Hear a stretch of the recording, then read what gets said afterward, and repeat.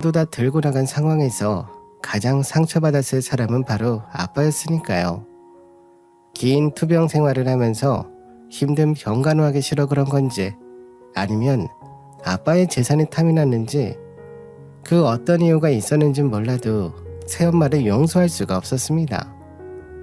저는 하루에 몇십 번씩 새엄마 번호로 전화를 걸었지만 한 번도 통화를 할 수가 없었습니다.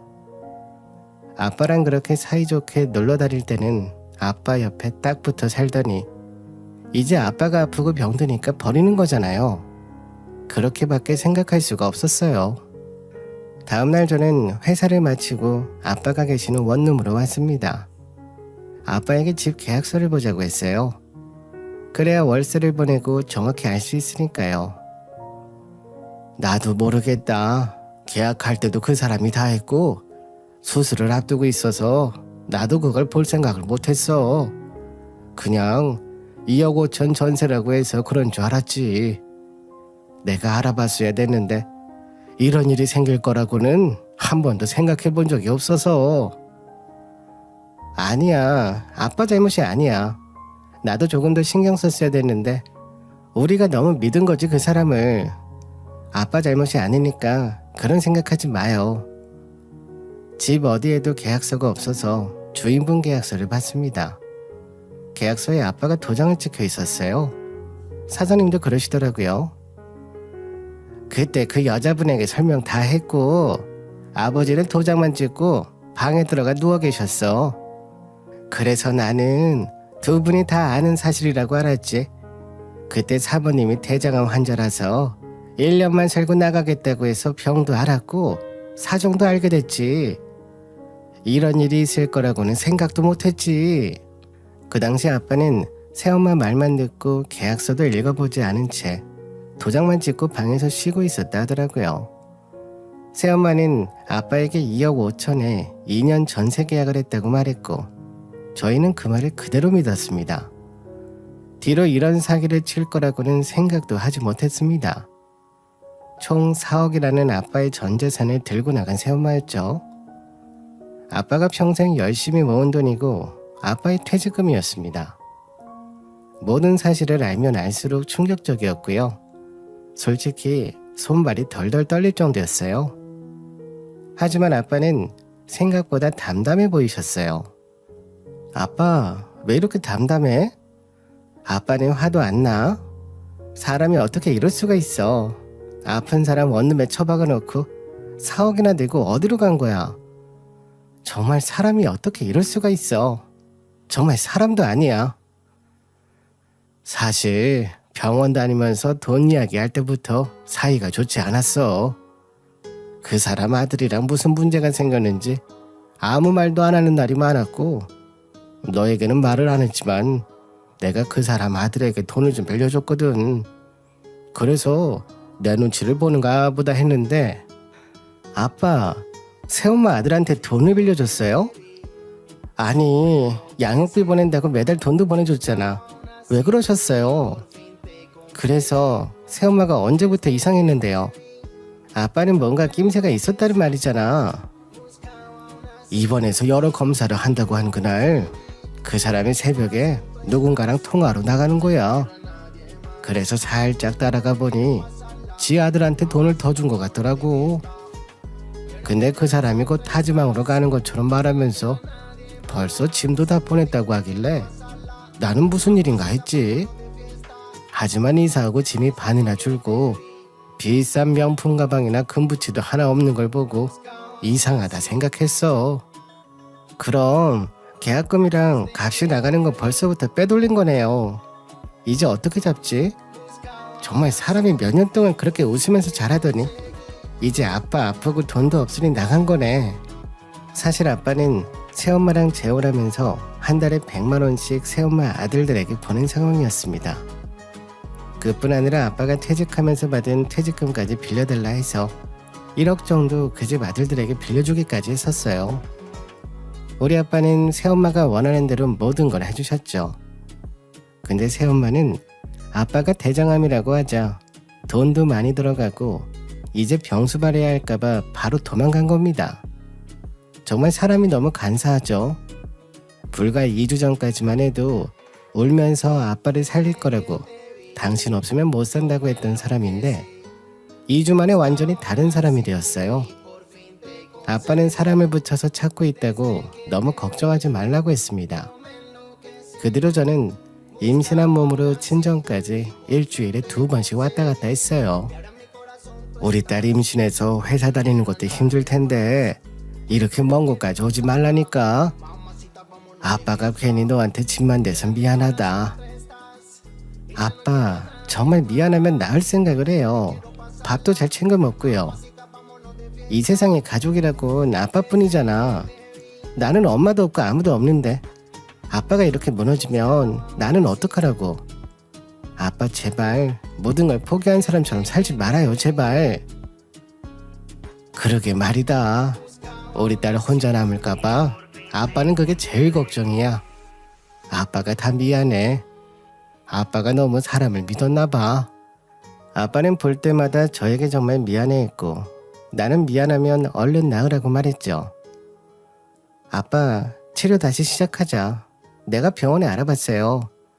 우선 항암부터 하고 수술하는 방법도 있대요. 그리고 검사는 다 받으셨기 때문에 수술 취소 자리 나면 바로 할 수 있도록 부탁드려놨어요. 아니다. 내가 무슨 수술을 해.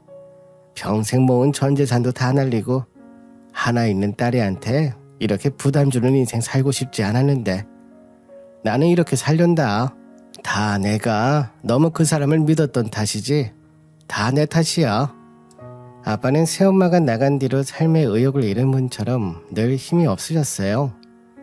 간간히 약을 타서 드시긴 했지만 식욕도 없으신 건지 거의 드시지 않았죠.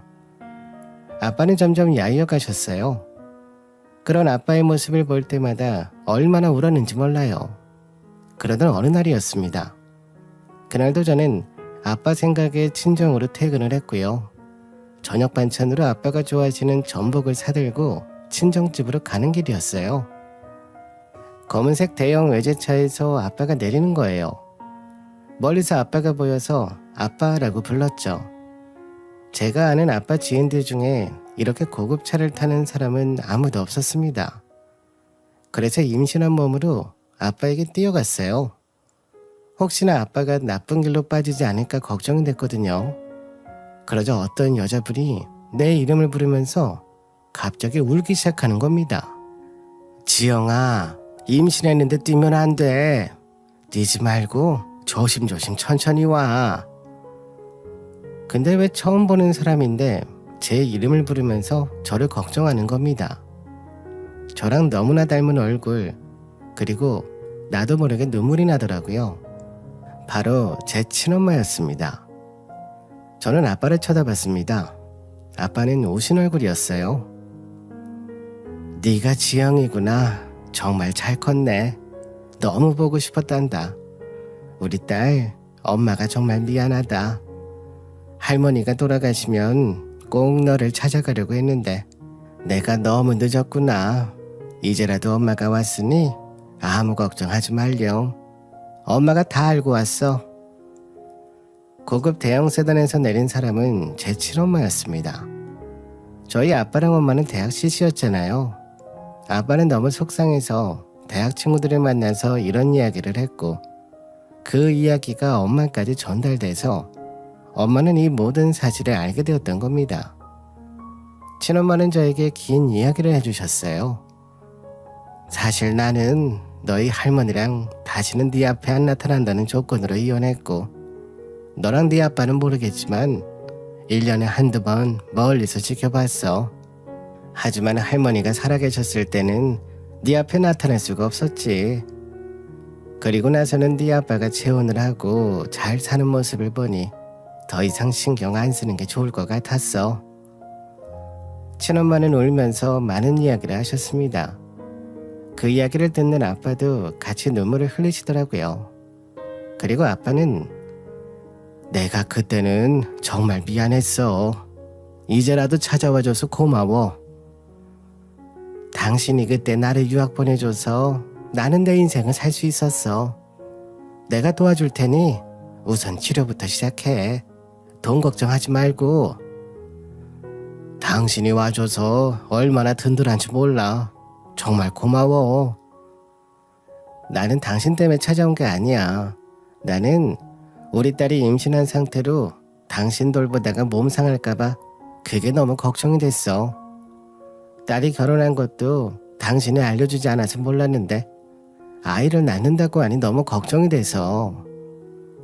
친엄마는 결혼식도 오고 싶었는데 아빠에게 연락도 없었고 재혼한 엄마가 있는데 괜히 문제가 생길까봐 못 왔다고 하시더라고요. 그러다가 친한 친구에게 아빠의 모든 이야기를 전해 듣고는 바로 비행기를 타고 한국으로 오신 거였습니다. 엄마는 제 손을 잡으며 말씀하셨어요. 이제 엄마가 도와줄게. 엄마가 20년 전에 너한테 정말 큰 상처를 준 거 알아. 하지만 엄마도 그땐 너무 어렸어. 22살 나이에 임신해서 친정에도 못 가고 대학도 졸업하고 싶었는데 할머니가 아무 곳에도 못 나가게 하셨어.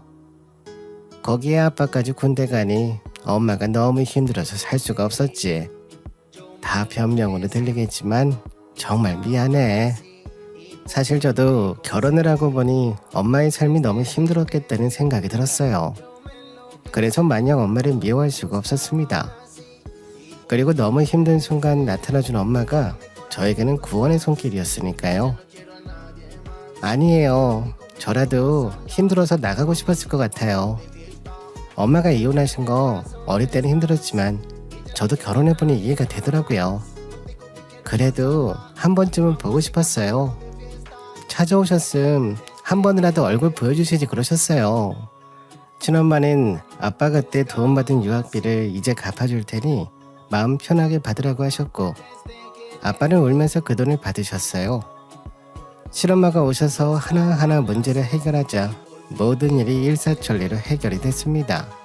알고 보니 친엄마는 미국에서 한국 유학생 아이들을 위한 학원을 하셨고 학원이 잘 돼서 100억대 부자가 되셨더라고요. 엄마는 자식을 버리고 왔으니 더 악착같이 돈을 벌기 위해 재혼도 하지 않고 일만 하셨다고 하더라고요. 그래서 한국에 집에 있다고 저에게 임신하고 출산할 때까지 도와주신다고 했어요. 그리고 새엄마를 찾는 것까지 도와주셨습니다. 친엄마는 많은 돈을 써서 사기친 새엄마와 아들을 잡을 수 있도록 변호사까지 고용해 주셨어요. 아빠랑 친엄마는 같이 사는 건 아니었으나 제가 신경 쓰이지 않게 아빠 항암하는 날엔 아빠를 모시고 병원에 가셨고 간병인을 고용해 주셔서 아빠가 편하게 치료에만 전념하실 수 있게 도와주셨습니다. 엄마는 늘 말로는 그때 너희 아빠가 할머니 몰래 학생이 받을 수 있는 모든 대출을 받아서 나에게 줬거든. 한국에 있으면 네 생각도 나고 아무것도 못할 거라고. 그래서 미국에 가라고 등 떠밀어 준 게 너희 아빠였어. 그때 도움 받아서 지금 내가 잘 살고 있는 거니까 너도 아빠도 미안해 안 해도 돼. 그리고 엄마가 해주는 모든 것들을 편하게 받아. 사실 아빠는 새엄마가 집을 나가고 돈까지 들고 갔다는 사실을 알고 망연자실한 상태였어요. 이대로 아빠가 삶의 희망을 놓을까봐 나는 너무 겁이 났었죠. 하지만 친엄마가 오신 뒤로는 열심히 운동도 하시고 건강해지실 노력하는 게 보였습니다.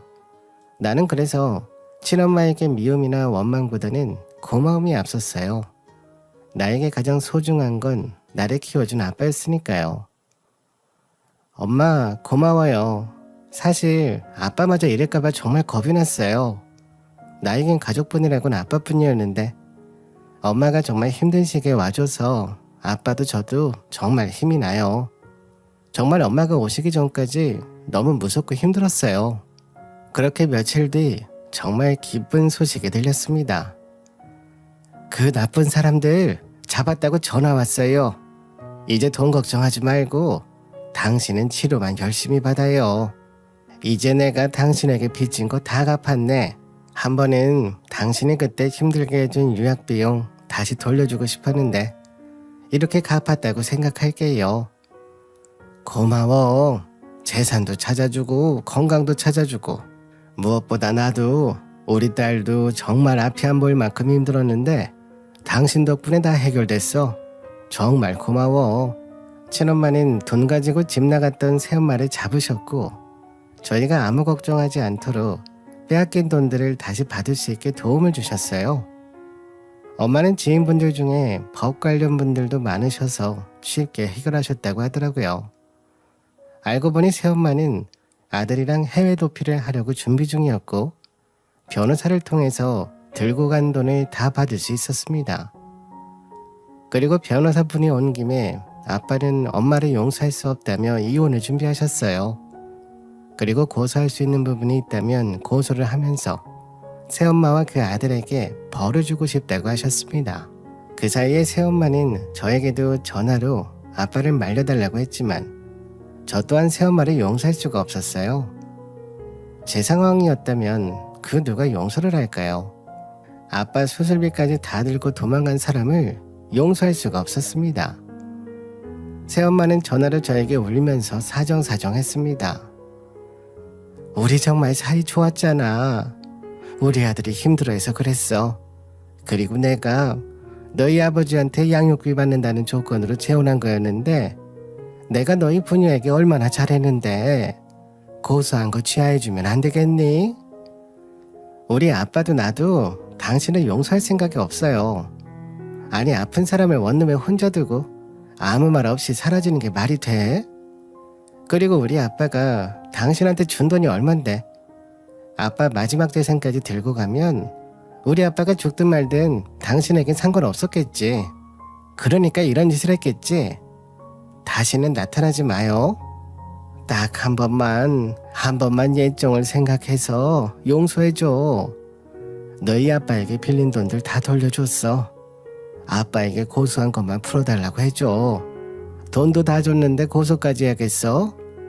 내가 얼마나 고생해서 너희 부녀를 먹여 살렸는데 그 돈 좀 빌려갔다고 이렇게 해야겠냐고? 차라리 사정을 이야기하고 돈 빌려달라 했으면 이해했을 거예요. 하지만 당신은 우리 아빠 아픈 걸 알고도 모든 짐을 싸서 나갔어. 그리고 아빠가 죽든 말든 버린 거잖아.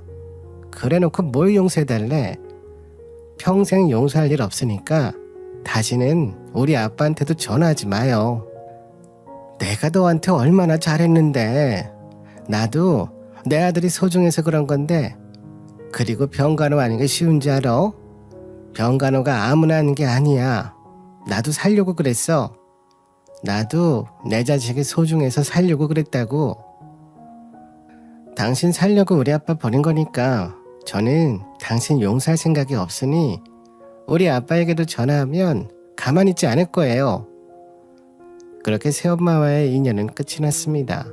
속이 후련하더라고요. 지난 몇 달 동안 새엄마 때문에 얼마나 울었는지 모릅니다.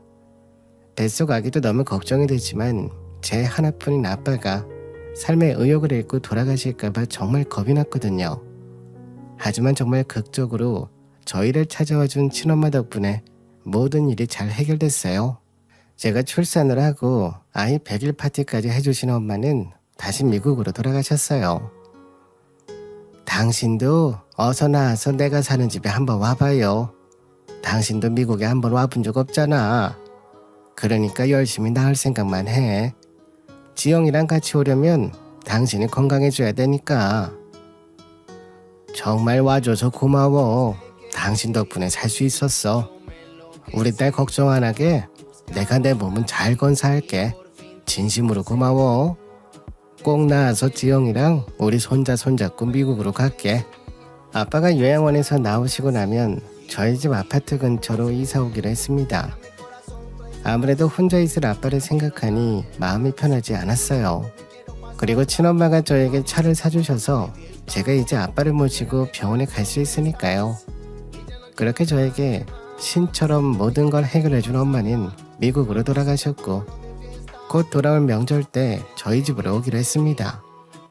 엄마가 미국에서도 몇 번이나 우리 손주 사진을 보는지 몰라. 너 어릴 때를 너무 닮아서 엄마가 자꾸 눈에 밟히네. 이번에 엄마가 가면 보약 한 첩 지어줄 테니까 먹고 힘내고 우리 곧 만나자.